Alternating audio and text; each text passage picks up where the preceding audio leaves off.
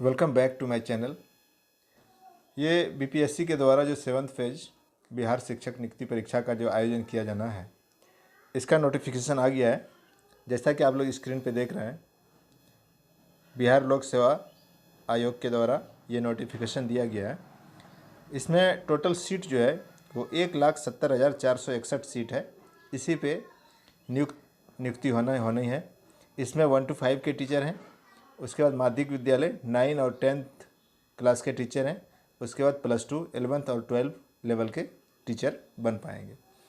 इसमें जो क्लियर दिया हुआ है यहाँ पर, आप सबसे पहले यहाँ पर दिया गया है 1 to 5 के शिक्षकों के लिए। आप जैसा कि देख रहे हैं, अध्यापकों के लिए इसमें सीट की संख्या दिया गया है, कितनी सीट पर बहाली होनी है। तो इसमें सबसे पहले आप देख लीजिए कि यहाँ पर जनरल सीट जो है वो 13,397 है। उसके बाद उर्दू सीट जो है वो 25,28 मतलब अनारक्षित कोटि में है, और बांग्ला में 22 है। इस तरह से अनारक्षित महिला में 13,435 है। आर्थिक रूप से कमज़ोर में 3,357 है। इसी तरह से ये सीट का विवरण है जो कि कोटिवार, जातिवार और सब्जेक्ट वार यहाँ पर क्लियर किया गया है।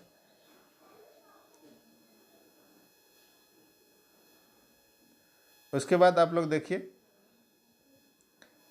अगला जो है इसमें श्रेणी एवं सेवा के अधीन वर्ग। यहाँ पर आप लोग देखिए, विद्यालय अध्यापक अराजपत्रित, मतलब जो विद्यालय अध्यापक, ये जो टीचर बनेंगे वो अध्यापक कहलाएंगे, और वो उनका जो पोस्ट होगा अराजपत्रित होगा, वो गजटेड अफसर नहीं कहलाएंगे वो। और इसका वेतनमान के बारे में अगर देखा जाए तो इनका मूल वेतन 25,000 होगा। अगर मूल वेतन 25,000 होता है तो इस पर लगेगा आपका डीए लगेगा, एचआरए लगेगा, मेडिकल लगेगा। इस तरह से मोटा मोटी लगभग 35,000 के आसपास, 34-35,000 के आसपास कुल वेतन आपके अकाउंट में क्रेडिट होगा। उसके बाद यहाँ पर लिखा है परीक्षमान अवधि। योगदान की तिथि से 2 वर्षों की अवधि परीक्षमान अवधि मानी जाएगी, एवं परिवीक्षा अवधि असंतोष नहीं पाए जाने पर परिवीक्षा अवधि का विस्तार 1 वर्ष के लिए किया जाएगा। देखिए, इसमें यह कहा गया है कि जैसे आपका नियुक्ति हो जाती है तो 2 वर्ष जो रहेगा वो प्रोविजनल रहेगा। आपका नौकरी जो है 2 साल परीक्षमान रहेगा, उसमें आपका काम को देखा जाएगा। अगर आपका कार्य संतोषजनक नहीं पाई जाती है तो 1 साल और बढ़ा दिया जाएगा, और उसके बाद अगर संतोषजनक पाई गई तब आपका नौकरी उस टाइम से पक्की मानी जाएगी और सेवा संपुष्ट उस टाइम में हो जाएगा। उसी तरह से 9th और 10th के विद्यालयों के लिए यहाँ पर सीट जो है, टोटल सीट यहाँ पर जो दिया गया है वो सब्जेक्ट वाइज है। टोटल हिंदी में जो सीट है यहाँ पर देखिए, हिंदी में है 5480, 5486, फिर 5425, 5425। ये सब्जेक्ट वाइज है, कोटिवार है। ओबीसी, जनरल, महिला, इस सारा कोटिवार सब्जेक्ट है जैसा कि विवरण दिया गया है। और इसके आगे हम लोग चलते हैं तो इसका श्रेणी एवं सेवा के अधीन वर्ग विद्यालय जो दिया गया है, जैसा कि आप लोग देख रहे हैं, विद्यालय अध्यापक अराजपत्रित। हाई स्कूल के टीचर भी जो बनेंगे वो भी गजटेड नहीं कहलाएंगे, वो अराजपत्रित रहेंगे, और उनका मूल वेतन जो होगा वो 31,000 होगा। 31,000 का आप फिर कैलकुलेट कर लेंगे, इसका डीए कितना होगा, मेडिकल, एचआरए सब मिला के कितना होगा ये कैलकुलेट कर लेंगे। और पेंशन के बाद इसमें दिया गया है अस्थायी एवं नई पेंशन योजना के अनुसार अनुमानित।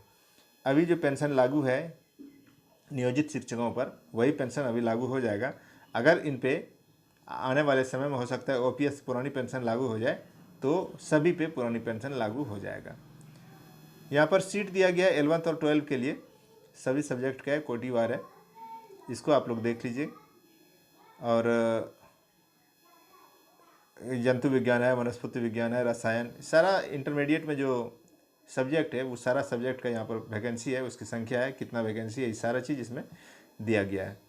अगला हम लोग बात करते हैं, इसका भी श्रेणी एवं सेवा अधीन वही है, सब चीज़ वही है, लेकिन इसका मूल वेतन जो है वो 32,000 है। उसी आधार पे कैलकुलेट होगा।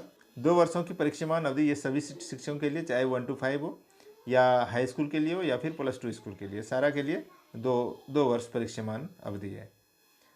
अगला देखते हैं।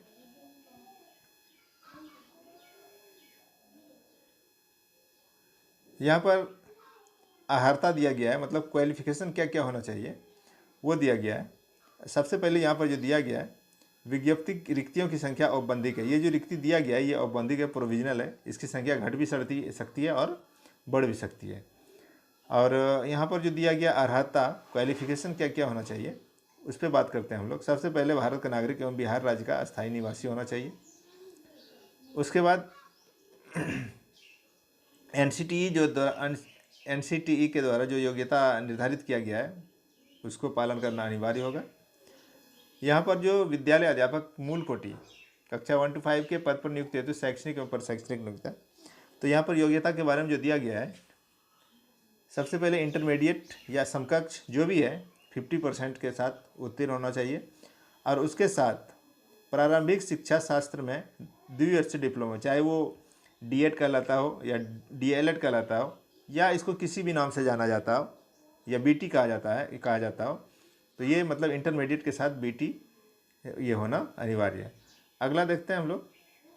अथवा न्यूनतम 45% के साथ, यहाँ पर आप लोग देखिए, चाहे तो ऊपर वाला होगा या फिर ये 45% अंकों के साथ माध्यमिक प्रारंभिक शिक्षा शास्त्र में द्विवर्षीय, ये भी उसी तरह से है जो कि एनसीटी के द्वारा जो मान्यता मिलता है डीएलएड में, बीएड में, बीटी में, डीएड में, इस सारा चीज़ होना चाहिए। इसी तरह से ये समकक्ष करके है, सारा एक ही चीज़ है। अगला यहाँ पर जो इम्पोर्टेंट चीज़ देखने वाली बात है उसको देखिए। यहाँ पर जिसने एनसीटी द्वारा मान्यता प्राप्त संस्थान शिक्षा स्नातक उपाधि प्राप्त की है, शिक्षा स्नातक मतलब बीएड, शिक्षा स्नातक मतलब बीएड होगा, मतलब शिक्षा शास्त्र में ग्रेजुएशन की डिग्री, बीएड या बीएलएड भी होता है।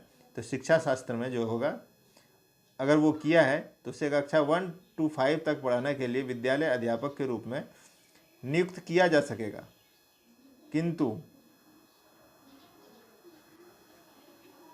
2 साल के भीतर एनसीटीई द्वारा मान्यता प्राप्त प्राथमिक शिक्षा में 6 महीने का एक सेतु पाठ्यक्रम करना आवश्यक। मतलब जो बीएड है वो भी 1 से 5 के टीचर बन पाएंगे, लेकिन उनको जब से नियुक्ति होता है उसके 2 साल के अंतर्गत उसको एनसीटीई के द्वारा जो कोर्स होता है 1 से 5 में 6 महीने का कोर्स, सेतु कोर्स होता है, ब्रिज कोर्स होता है, उसको करना अनिवार्य है।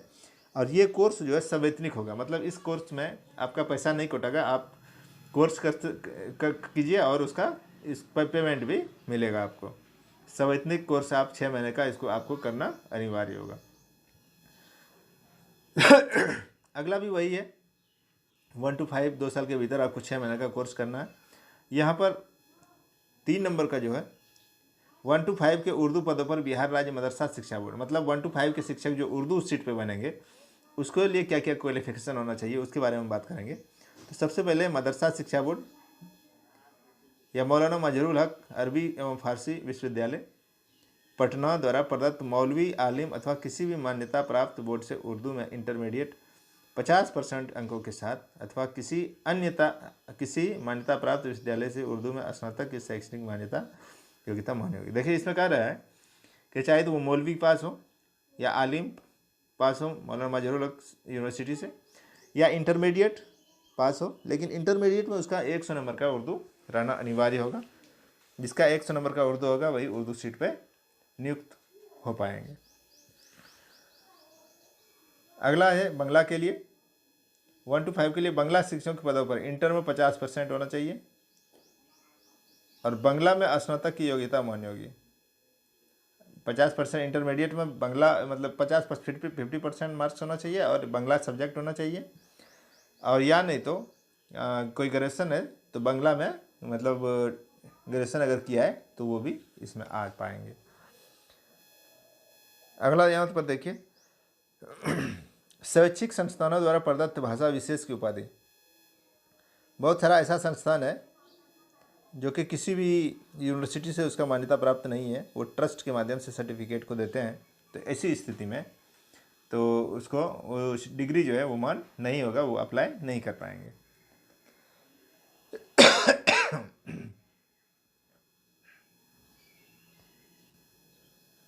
यहाँ पे जो दिया है 1 to 5 के विद्यालय के मूल कोटि के पद पर नियुक्त हेतु शैक्षणिक व प्रशैक्षणिक योग्यता में अनुसूचित जनजाति पिछड़ा वर्ग एवं योग्यों को न्यूनतम 5% छूट दी जाएगी। उसके बाद 9-10 का जो विद्यालय अध्यापक है उसके लिए जो है वही है 50% अंकों के साथ स्नातक की डिग्री होना चाहिए या फिर एमए होना चाहिए और उसके साथ बीएड होना चाहिए। अब बीएड के समकक्ष जो भी डिग्री है वो सारा मान्य होगा। ये सारा जो पहले क्वालिफिकेशन था सारा वही है, इसमें ज़्यादा क्वालिफिकेशन में ज़्यादा अंतर नहीं है। इसमें यहाँ पर विषय के बारे में बात करेंगे। जैसे 9th और 10th के विद्यालय के पद पर जो विषय समूह है, मतलब किस समूह के टीचर बन पाएंगे वो, उस पर चर्चा करेंगे हम लोग। सबसे पहले अगर कोई मैथ का टीचर बनना चाहते हैं तो उसके लिए क्या क्या होना चाहिए। ग्रेजुएशन में फिजिक्स होना चाहिए, electronics, computer science, chemistry, statics, इनमें से कोई 2 विषय ग्रेजुएशन में पढ़ा होना चाहिए, चाहे वो ऑनर्स के रूप में या फिर सब्सिडरी के रूप में। और यहाँ पर जो दिया गया इंजीनियरिंग के लिए, इंजीनियरिंग से स्नातक जिसमें गणित, जो भी स्टूडेंट इंजीनियरिंग किए हैं और फिर बीएड किए हैं और फिर वो एस्टेट या एस्टेट जो पास किए हैं तो उसमें गणित, इंजीनियरिंग जो किया है उसमें गणित कराना अनिवार्य है, तो वो गणित के शिक्षक बन पाएंगे। उसी तरह से विज्ञान का शिक्षक है, जंतु विज्ञान, जूलॉजी, वनस्पति विज्ञान, बॉटनी और केमिस्ट्री, तीनों पढ़ा होना चाहिए। उसके बाद वही जो है विज्ञान की सीट पे जाएंगे, मतलब विज्ञान के लिए हो जाएगा बॉटनी या जूलॉजी और फिर केमिस्ट्री। सामाजिक विज्ञान का जो सिलेबस है, जो विषय है, प्रतिष्ठा या सहायक, मतलब ऑनर्स या सब्सिडरी विषय, उसके लिए 4 सब्जेक्ट दिया गया यहाँ पर, इतिहास, भूगोल, अर्थशास्त्र और राजनीति शास्त्र। इन चारों में से पहले 2 सब्जेक्ट का होना जरूरी है। बात को समझिए, इन चारों में से पहले 2 सब्जेक्ट का होना जरूरी है। इतिहास, भूगोल, अर्थशास्त्र और राजनीति शास्त्र में कितना, 2 होना जरूरी है। और उन 2 में भी 2 विषय में उत्तीर्ण हो, जिसमें अनिवार्य से एक विषय इतिहास या भूगोल अवश्य है। इसका मतलब ये हुआ कि इतिहास के साथ अगर भूगोल रहेगा तो भी वो बन पाएंगे, इतिहास के साथ अर्थशास्त्र रहेगा तो भी वो बन पाएंगे, इतिहास के साथ राजनीतिक शास्त्र रहेगा तो भी वो हाई स्कूल के टीचर सामाजिक विज्ञान के बन पाएंगे। अब भूगोल के साथ अगर अर्थशास्त्र रहेगा तो वो भी बन पाएंगे, भूगोल के साथ राजनीतिक शास्त्र रहेगा तो भी बन पाएंगे, भूगोल के साथ इतिहास रहेगा तो भी बन पाएंगे। इसके में क्लियर है कि अगर किसी स्टूडेंट का पॉलिटिकल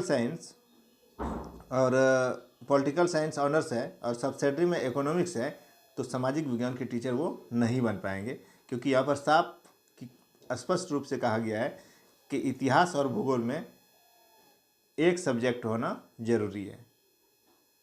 तो ये क्लियर हो गया। आगे बढ़ते हैं हम लोग।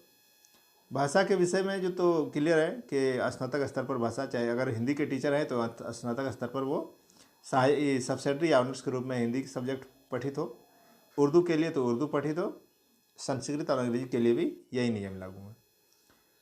उसके बाद 11th और 12th के लिए सारा वही है, योग्यता इसमें एमए है, पीजी है और सारा जो है डिग्री जो है बीएड का ही है। स्नातक स्तर का जो शिक्षा शास्त्र में है तो वो सारा इसमें है। उसके बाद देखते हैं हम लोग आयु सीमा का बात कर लेते हैं। आयु सीमा का जो कट ऑफ डेट रहेगा वो 1/8/23 से प्रभावी होगा। कट ऑफ डेट 1/8/23 रहेगा। और न्यूनतम आयु जो है उसमें उच्च माध्यमिक, हाई स्कूल और +2 स्टूडेंट के लिए न्यूनतम आयु 21 वर्ष है और अधिकतम आयु जनरल के लिए 37 वर्ष है।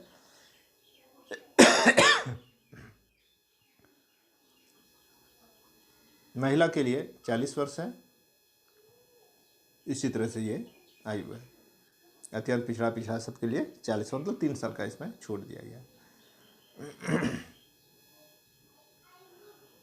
अगला यहाँ पर दिया गया है माध्यमिक शिक्षक पात्रता 2019 उत्तीर्ण प्रशिक्षित अभ्यर्थी जो वर्तमान विज्ञापन में आवेदन करते हैं अधिकतम आयु सीमा, हाँ, जो कि 19 में एस्टेट पास किए हैं उसको अधिकतम आयु में छूट दिया गया है। यहाँ पर आप देखिए माध्यमिक शिक्षा प्रतियोजन उत्तीर्ण वाले कंप्यूटर विज्ञान के बच्चों को अधिकतम आयु में 8 वर्ष की छूट दिया गया है। इसमें 8 वर्ष की दिया गया है। समान प्रशासन अधिकतम आयु सीमा, इसमें 10 वर्ष का छूट दिया गया है। ये छूट से संबंधित है। यहाँ पर जो है सब्जेक्ट के बारे में, ये इंपॉर्टेंट चीज़ है। चयन प्रक्रिया, चयन प्रक्रिया जो है दो, यहाँ पर जो है लिखित परीक्षा MCQ होगा, मल्टीपल चॉइस क्वेश्चन रहेगा। यहाँ पर भाषा दिया गया है। पहले ये 2 पेपर में होगा, फर्स्ट पेपर और सेकंड पेपर। फर्स्ट पेपर में जो होगा ये अर्हता है, क्वालिफाइंग है। 100 नंबर का एग्ज़ाम होगा। 25 फर्स्ट में, उसमें भी 2 पार्ट रहेंगे। फर्स्ट में 25 रहेगा और सेकंड में 75 रहेगा। समय 2 घंटा। अब भाग 1 में 25 क्वेश्चन जो रहेगा वो अंग्रेजी में रहेगा। 25 क्वेश्चन जो है अंग्रेजी विषय के लिए, वो सभी के लिए रहेगा। और सेकंड में ऑप्शनल रहेगा हिंदी, उर्दू, बांग्ला। आप तीनों में से कोई एक सब विषय रख सकते हैं। इसमें पासिंग जो है वो आपको 100 में 30 नंबर लाना अनिवार्य होगा। ये क्वालिफाइंग है। और इसमें कोई निगेटिव नहीं है, इसमें कोई निगेटिव मार्क्स नहीं है। इसी तरह से ये क्वालिफाइंग पेपर होने के बाद सेकेंड पेपर जो होगा, सेकेंड सिटिंग में जो एग्ज़ाम होगा 1 to 5 के लिए, वो टोटल 120 नंबर का होगा। पहले फर्स्ट पेपर में, फर्स्ट सिटिंग में 100 नंबर का क्वालिफाइंग, सेकेंड सिटिंग में 120 नंबर का, समय 2 घंटा। 120 नंबर का जो रहेगा, इसमें क्या क्या रहेगा वो देख लीजिए आप लोग।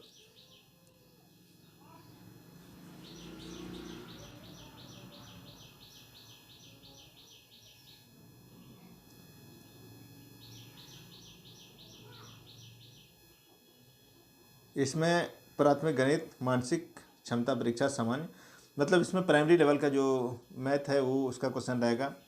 मानसिक क्षमता परीक्षण, रीजनिंग रहेगा। सामान्य जागरूकता मतलब general awareness, current affairs, general science, social science, Indian national movement, geography और EVS शामिल रहेगा। इससे प्रश्न आएंगे। अगला जो क्वेश्चन उसमें है, और ये साफ यहाँ पर लिखा हुआ है, सामान्य अध्ययन पत्र के प्रश्न प्राथमिक विद्यालय के पाठ्यक्रम SCRT से संबंधित होंगे। मतलब SCRT जो स्कूल में जो किताब चल रहा है, इसी से क्वेश्चन बनेंगे, इसी से क्वेश्चन आएंगे। लेकिन इसका जो कठिनाई स्तर रहेगा वो 1 to 5 के लिए इंटर लेवल का रहेगा। अगला क्वेश्चन है, अगला देखते हैं हम लोग।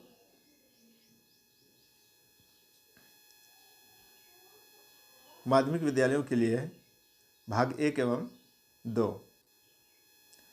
इसमें भाग 1 में 80 एवं सेकंड में 40 मार्क्स का एग्ज़ाम होगा। भाग फर्स्ट पेपर में जो होगा वो 80 का होगा और सेकंड पेपर में 40 का होगा। इसमें देखिए, इसमें जो दिया गया है, भाग 1 विषय पत्र है। ये सब्जेक्ट मतलब जो जिस सब्जेक्ट के टीचर बनेंगे उसी सब्जेक्ट का क्वेश्चन पूछा जाएगा। और उस कितने मार्क्स का, 80 नंबर का। मान लिया जाए कोई टीचर सोशल साइंस का बनेंगे तो सोशल साइंस से कितना प्रश्न रहेगा, 80 का। और 40 नंबर जो रहेगा वो रहेगा आपका दूसरे पेपर में, सेकंड पेपर में रहेगा। इसमें आपका रीजनिंग रहेगा, मैथ रहेगा, ये सारा चीज़ इसमें रहेगा।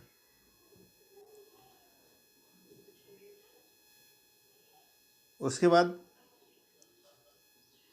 +2 के लिए भी उसी तरह से रहेगा।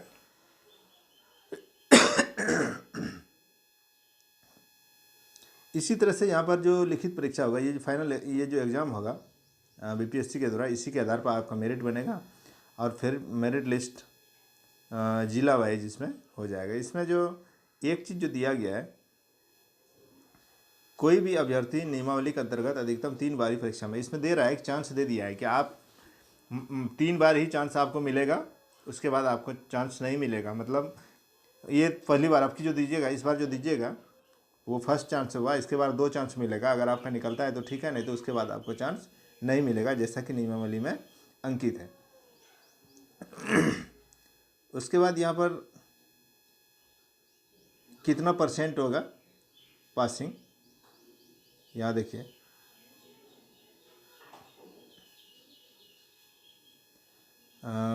जनरल के लिए है 40%।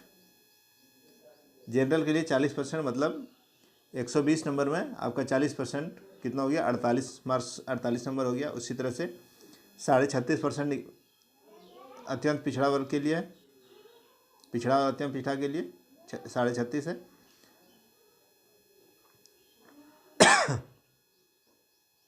और अनुसूचित जाति जनजाति के लिए 34% है, विज्ञान के लिए 32% है।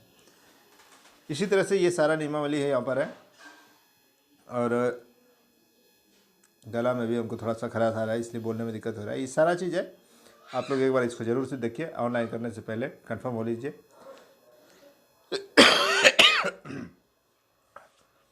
मैं आप लोगों से रिक्वेस्ट करता हूँ कि मेरे चैनल को ज़्यादा शेयर कीजिए, सब्सक्राइब कीजिए। इसी चैनल पे मेरा प्रत्येक दिन, एक दिन गैप करके एक दिन क्वेश्चन इसमें आ रहा है, जो सभी सब्जेक्ट की तैयारी बीपीएससी 7th फेज टीचर के लिए कराई जा रही है।